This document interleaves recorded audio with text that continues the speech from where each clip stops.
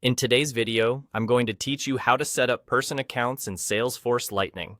If you're new to person accounts, think of them as records for individual customers rather than companies. The process is quick, and I'll walk you through it with tips to keep your data clean and easy to use later. First, from your Salesforce Lightning home screen, look to the left-hand navigation and click Accounts. This opens the Accounts List view, where you'll see any records that have already been added or imported. Take a second to confirm you're in the right list view for your day-to-day work. You can switch views or use the search bar at the top if you want to make sure you're not about to create a duplicate. Now, go to the top right and click New to create a new account. This opens the form you'll use to set up the record.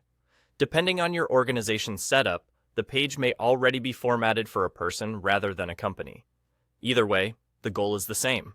You're creating a record that represents an individual. Enter the details of the person.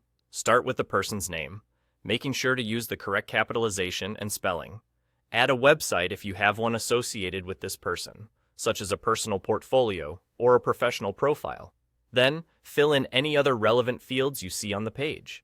Common fields include phone number, email, and mailing address. The more accurate and complete the information, the more useful this record will be for your team. If your organization uses validation rules or required fields, make sure you complete those so you don't run into errors when saving. As you type, it's a good habit to pause and quickly search the existing accounts to avoid duplicates. Consistent formatting helps too. Enter phone numbers and addresses the same way every time, and use a naming convention that your team recognizes. If you're not certain about a field, hover over the info icon for guidance, or leave a helpful description in a notes field if one is available. When everything looks good, click Save. Salesforce will create the record and take you to the new person account page.